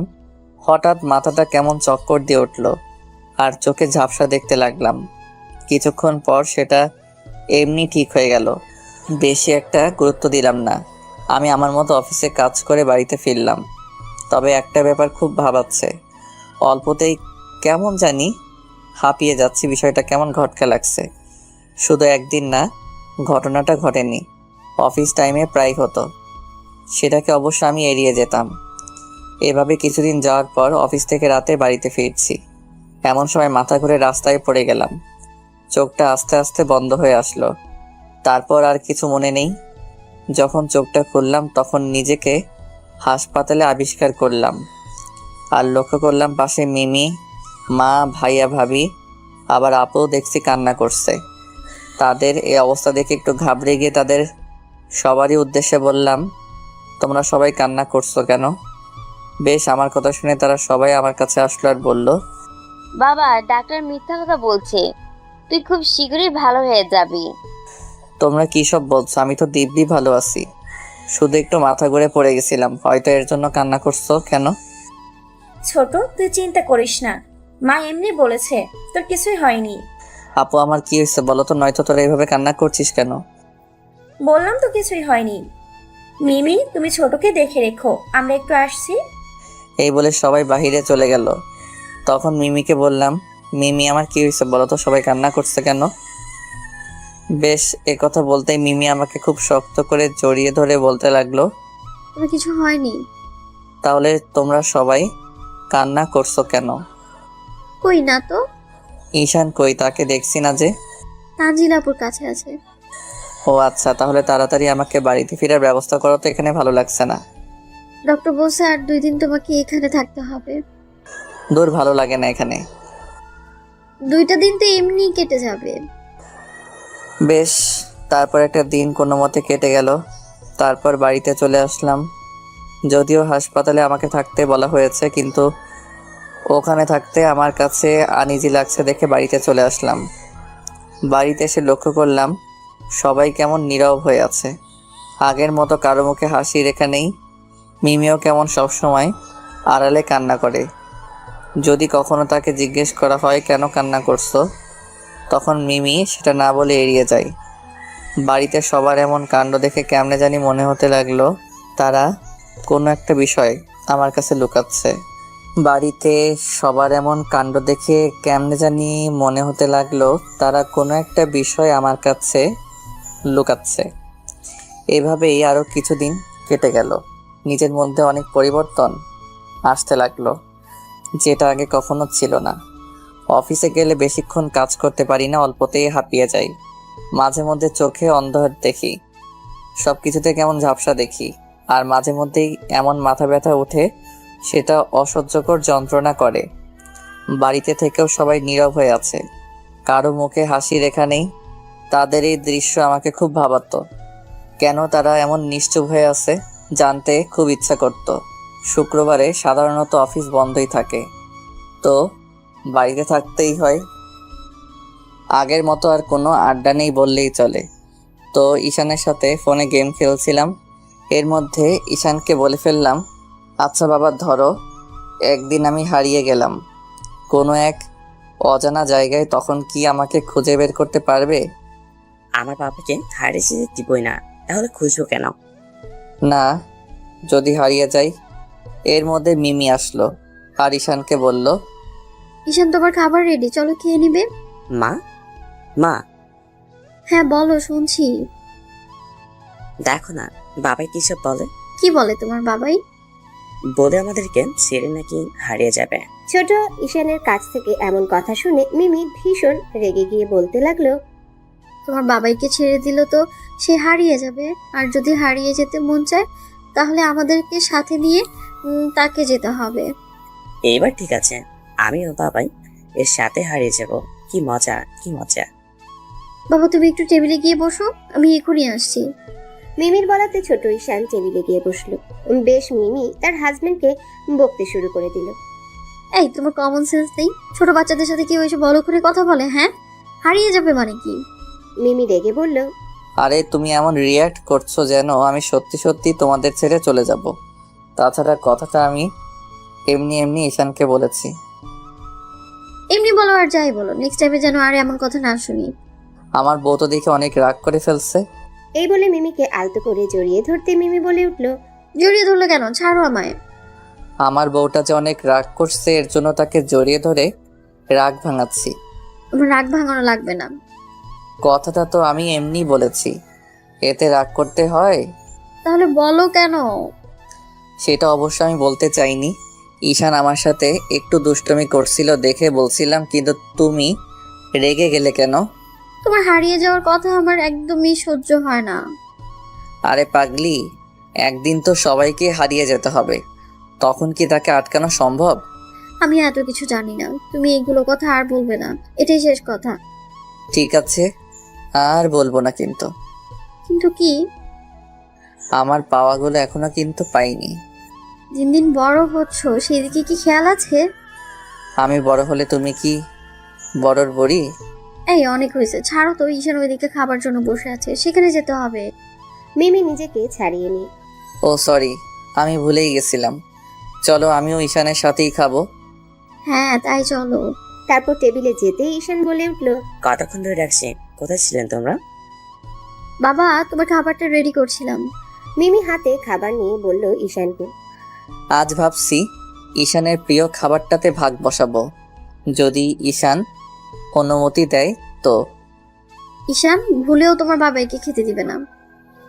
কেন আম্মু? তোমার জন্য এত কষ্ট করে খাবার নিয়ে আসলাম, সেটা তুমি না খেয়ে বাবাইকে কেন খাওয়াবে? বাবাই, তুমি তাহলে একটু খেও। ও কেমন? ছোট ঈশানের কথা শুনে হেসে বললাম, আচ্ছা ঠিক আছে। বাবাই তুমি এখানে বসে। তারপর ছোট ঈশানকে তার বাবা মা খাইয়ে দিতে লাগলো। ঈশান তাদের এমন অবস্থা দেখে বলল, আমাকে শুধু খাওয়াইছ কেন বাবাই? আমার ঈশান বাবা খেয়েছে মানে আমার খাওয়া হয়ে গেছে। আমি ঈশানকে খাইয়ে দিয়ে। বাবাই, একজন খেলে কি আরেকজনের পেট ভরে? হ্যাঁ, সেটা অবশ্য তার মা বাবার জন্য হয়, অন্য কারো না জন্য না। যেমনটা আমি তোমাকে খাইয়ে দিয়ে এক প্রশান্তি পাচ্ছি, সেটা হয়তো অন্যরা বুঝতে পারবে না। এই যে তোমাদের বাবা ছেলের গল্প কি শেষ হয়েছে? খাওয়া তো প্রায় শেষ। কি হয়েছে বলো? আজ ভাবছি আমাদের বাড়িতে বেড়াতে যাব। হঠাৎ বাড়িতে যেতে চাচ্ছ যে? মানে মা একটু ঈশানকে দেখতে চেয়েছে, তাছাড়া অনেকদিন ধরে তো যাওয়া হয় না, এই আর কি। তো কখন যাচ্ছ? একটু পরেই। তুমিও চলো আমাদের সাথে। সেটা কেমনে হয়? কেমনে হই মানে? তোমাদেরকে যেতে বলেছে, তোমরা নয় ঘুরে আসো। সেখানে গেলে কি খুব বেশি প্রবলেম হবে? কি দরকার শুধু শুধু এক ঝামেলা পাকানোর? তোমরা বরং ঘুরে আসো। আমাদের সাথে গেলে একটু ভালো হতো। সরি মিমি। তারপর মিমি কোনো কিছু না বলে রেডি হয়ে ঈশানকে নিয়ে তাদের বাসায় চলে গেল। আজ অনেকদিন পর মিমি তাদের বাসায় যাচ্ছে, মনে এক আনন্দের বন্যা বইছে। 2 ঘন্টা জার্নি করার পর মিমি তাদের বাসায় পৌঁছালো। মিমি দরজায় কয়েকবার নক করার পর তার মা দরজা খুলে দিয়ে মিমিকে আর ঈশানকে দেখে তার মা আনন্দে বলে উঠল, মিমি মা আমার, কেমন আছিস? হ্যাঁ ভালো, তোমরা সবাই কেমন আছো? হ্যাঁ আমরা সবাই ভালো। আগে ঈশান নানু ভাইকে আমার কাছে দে, এই বলে মিমির মা ঈশানকে কোলে নিল। মা বাড়িতে দেখছি অনেক কিছু পাল্টে গেছে। কিছু পাল্টে নেই, অনেক দিন পর আসলি তো এর জন্য এমন লাগছে। হঠাৎ মিমির মা বলে উঠল, রনি কি আগের মতোই বখাটে আছে নাকি তাকে আরো টাইট দিতে হবে? না মা, ও এখন অনেক ভালো হয়ে গেছে। ভালো হয়েছে সত্যিই বলছিস নাকি তাকে ভয় পাচ্ছিস? না, ভয় পাচ্ছি না। তাহলে সত্যিটা বলছিস না কেন? মা আমি কল্পনাও করিনি যে তাকে এইভাবে শাস্তি দিতে পারবো। তুই কি সত্যিই তাকে শাস্তি দিয়েছিস? হ্যাঁ মা, একটু না অনেক। কেমনে দিলে একটু বলতো। শোনো তাহলে। মিমি এই বলে সেখানে শুরু থেকে শেষ পর্যন্ত যা ঘটনা ঘটেছে সেটা তার মাকে বলল। তার মা শুনে অবাক হয়ে বলল, কি বলছিস এসব? হ্যাঁ মা, সত্যি বলছি। নিজের আপনজনকে কেউ এভাবে কষ্ট দিতে পারে? প্রথমে তো ভেবে নিয়েছিলাম আমার প্ল্যানে কিছুই করতে পারবো না, কিন্তু যে দেখলাম ওর পরিবার ওকে সাপোর্ট দিচ্ছে না, সেই সুযোগে আমি আমার প্রতিশোধ ভালোভাবেই নিয়ে নিয়েছি। এমনটা তো কখনো ভেবে দেখিনি। আমিও ভাবিনি। কিন্তু কিন্তু কি? মাঝে মধ্যে ওর দিকে তাকালে নিজেকে কেমন অপরাধী মনে হয়। যদিও সে একটা অন্যায় করে ফেলেছে, তারপরেও আমার কেমন জানি হতে লাগলো। আমি তার প্রতি শাস্তিটা একটু বেশি প্রয়োগ করে ফেলেছি। তুই একদম তার সঠিক জবাব দিয়েছিস। না মা, তুমি ভুল বললে। তাছাড়া আমাকে এখন অনেক ভালোবাসে। আফসোস সেটা বেশি দিন আর টিকবে না। এই বলেই আমি মাকে জড়িয়ে ধরে কান্নায় ভেঙে পড়লাম। হঠাৎ তার মেয়ের কান্না দেখে ঘাবড়ে গিয়ে জিজ্ঞাসা করলো, কিসব বলছিস? টিকবে না মানে? মা, তোমার মনে আছে একটা সময় ওকে কত অভিশাপ দিয়েছি? হ্যাঁ, তা তো রাগের মাথায় বলেছিলি, কিন্তু তুই এসব এখন বলছিস কেন? মা, আমার দিয়ে অভিশাপ যে তার লেগেছে। তুই এগুলো কি বলছিস? আমি কিছুই বুঝতে পারছি না। মা, ও আর বেশি দিন বাঁচবে না। মিমির কান্না যেন বাদই মানছে না। বাঁচবে না মানে? তার কি হয়েছে? ডক্টর বলেছে ওর নাকি ব্রেইন টিউমার হয়েছে। সেটা অবশ্য ও এখনো জানে না, নয়তো ভেঙেই পড়তো। শুধু আমরাই জানি, কিন্তু তাকে বুঝতে দেয়নি যে তার ব্রেইন টিউমার হয়েছে। হঠাৎ তার মেয়ের কাছ থেকে এমন কথা শুনবে সেটা কখনো কল্পনাও করতে পারেনি। তারপর নিজেকে সামলে নিয়ে তার মেয়ে বলতে লাগলো, মা, তুই সত্যি বলছিস? হ্যাঁ, ও যদি আমাকে ছেড়ে চলে যায়, আমি কিভাবে একা জীবন পার করব? তাছাড়া ওকে যে এখন খুব ভালোবেসে ফেলেছি। একটা কথা কি জানিস মা? মানুষ যতই অপরাধ করুক না কেন, তাকে মন থেকে কখনো অভিশাপ দিতে নেই। আজ তার প্রমাণ পেলে তো। সারা জীবন এখন সেই ভুলের মাসুল দিতে হবে। তারপরও মা চেষ্টা করে দেখ, যদি মহান আল্লাহ তাআলা একটু ফিরে তাকায় যদি। দোয়া করো না যেন তার রোগটা মহান আল্লাহ তাআলা নিরাময় করে দেন। মিমি তাদের বাসায় 2 দিন থেকে তার পরের দিন চলে যায়। বাড়িতে গিয়ে দেখে সবাই নীরব হয়ে আছে দেখে ভাবিকে জিজ্ঞাসা করলো, ভাবি, বাড়ির সবাই এমন নীরব কেন? মিমির সব আশা এখানে শেষ হয়েছে। কেন, কি হয়েছে? যেদিন তুমি বাসায় চলে গেলে সেদিন রনি কিছু একটা খুঁজেছে। হঠাৎ তার ব্রেন টিউমার রিপোর্টটা পেয়ে যায় আর পাগলের মতো কথা বলতে শুরু করে দেয়। কিছুক্ষণ আগে পাগলামি করতে করতে হঠাৎ অজ্ঞান হয়ে ফ্লোরে পড়ে যায়। তো কিছু না ভেবে তাকে হাসপাতালে নেওয়া হয়। হঠাৎ ভাবি এমন একটা কথা বলে উঠলো যেটা শুনে মিমি টাস করে ফ্লোরে বসে পড়লো আর অঝোর ধারায় চোখ থেকে জল ছাড়তে শুরু করলো। তারপর কোনো কিছু না ভেবে হসপিটালে চলে গেল আর সেখানে গিয়ে লক্ষ্য করলো অজ্ঞান অবস্থায় শুয়ে আছে। তার পাশে ভাইয়া, মা, আপু তারা বসে কান্না করছে। তাদের এই অবস্থা দেখে মিমি আরো ঘাবড়ে সেখানে গিয়ে দাঁড়াতেই অজ্ঞান হয়ে পড়ে গেল। সবাই সেখানে থাকার কারণে মিমিকে ধরে ফেললো। কিছুক্ষণ পর মিমির জ্ঞান ফিরে নিজে হাসপাতালের বেডে আবিষ্কার করলো আর লক্ষ্য করলো তার শাশুড়ি মা কাছেই বসে আছে। হঠাৎ মিমি অস্থির হয়ে তার শাশুড়ি মাকে বলল, মা, ও এখন কেমন আছে? প্লিজ আমাকে একটু ওর কাছে নিয়ে যান। মিমি অস্থির হয়ে যায়। বৌমা, শান্ত হও প্লিজ। আমার ছেলের কিছুই হয়নি। মা, আপনি সত্যি বলছেন তো? মিমি অজানা এক ভয়ে বলতে লাগলো, কিচ্ছু হয়নি আমার ছেলের। তাহলে আমাকে সেখানে নিয়ে চলুন না প্লিজ। তারপর মিমিকে সেই কেবিনে নিয়ে যাওয়া হলো। মিমি তার স্বামীকে দেখেই অঝোর ধারায় চোখ থেকে জল ছাড়তে লাগলো আর নিজেকে শতবার গালি দিল যে তার দেওয়া অভিশাপের জন্য আজ তার স্বামীর এমন অবস্থা। মিমি এসব আনমনে ভেবে নিজেই অনেক অনুতপ্ত হচ্ছে। এর মধ্যে ডাক্তার এসে বলতে লাগলো, এই রোগীর পরিবারজন কোথায়?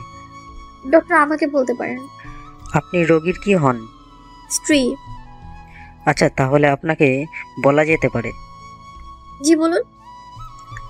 আপনার হাজবেন্ড মানসিকভাবে খুব ভেঙে পড়েছে। এ সময় তাকে আজেবাজে চিন্তা থেকে বিরত রাখুন। আর হ্যাঁ, সব সময় হাসি খুশিতে রাখুন, কেননা এই রোগীর কখন কি হয়ে যেতে পারে তার কোনো গ্যারান্টি নেই। আবার আল্লাহর রহমতে ভালোও হতে পারে। ডক্টর, ভালো হবার কি কোনো চান্স নেই? মিমি অসহায় দৃষ্টিতে ডাক্তারকে জিজ্ঞাসা করলো, দেখুন, ব্রেন টিউমার রোগীর সাধারণত 100% এর মধ্যে 20% রোগী বেঁচে যায়। বলা তো যায় না, আপনার স্বামী ভালো অপারেশন করতে পারলে বেঁচে যেতে পারে। হ্যাঁ ডক্টর, খুব জলদি অপারেশন করে ওকে সুস্থ করে তুলুন। মাস পর তার অপারেশন হবে, ততদিন তাকে বাড়িতে হাসি খুশিতে রাখবেন। আর হ্যাঁ, উনি কিন্তু মানসিকভাবে অনেক ভেঙে পড়েছেন, সেদিকে একটু লক্ষ্য রাখবেন যাতে কোনো অঘটন ঘটাতে না পারে। হ্যাঁ ডক্টর, অবশ্যই তাকে টেক কেয়ার করবো। এই বলে ডাক্তার চলে গেল। তারপর একদিন থেকে বাড়িতে রিলিজ করে দিল। এখন সেও জানতে পেরেছে তার কি মরণ ব্যাধি রোগ হয়েছে, আর সেই রোগ থেকে হাতে গোনা 2-1 বাঁচতে পারে। এই ভেবে সে অনেকটাই মানসিকভাবে ভেঙে পড়েছে। খাবারের প্রতি তার একটু আগ্রহ নেই, আর সবসময় মন খারাপ করে চুপচাপ হয়ে থাকে। এই দেখে মিমি অনেকটাই কষ্ট পেত, আর বলতো, আচ্ছা তুমি যদি এইভাবে সবসময় মন খারাপ করে থাকো তাহলে সেটা আমার কাছে কেমন লাগে বলো তো? কি হলো, জবাব দাও। হঠাৎ মিমিকে জড়িয়ে ধরে বলতে লাগলো, মিমি, আমি অনেক দিন বাঁচতে চাই, এত তাড়াতাড়ি তোমাদেরকে ছেড়ে যেতে চাই না। তোমার কিচ্ছু হয়নি, ডক্টর এমনি একটা কথা বললো আর সেই কথা নিয়ে তুমি এখনো ধরে বসে আছো। মিমি তার স্বামীকে মিথ্যা আশ্বাস দিয়ে, মিমি, কেন সত্যটা গোপন রাখছো? আমি হয়তো বেশি দিন বাঁচতে পারবো না, এ কথা একবার ভাবলে কেমনে জানি প্রথম ঈশানের কথাটা আগে মনে পড়ে। শুধুমাত্র তোমার আর ঈশানের জন্য আমি অফিসের ট্যুরে যাওয়া বাদ দিয়েছিলাম। কেন জানো? সেখানে গেলে 1 সপ্তাহের মতো তোমাদেরকে না দেখে থাকতে হবে, এটা ভেবে যাইনি। কিন্তু নিয়তি এখন আমাকে এমন জায়গায় নিয়ে যাচ্ছে, সেখানে তোমাদেরকে কাউকে দেখতে পারবো না।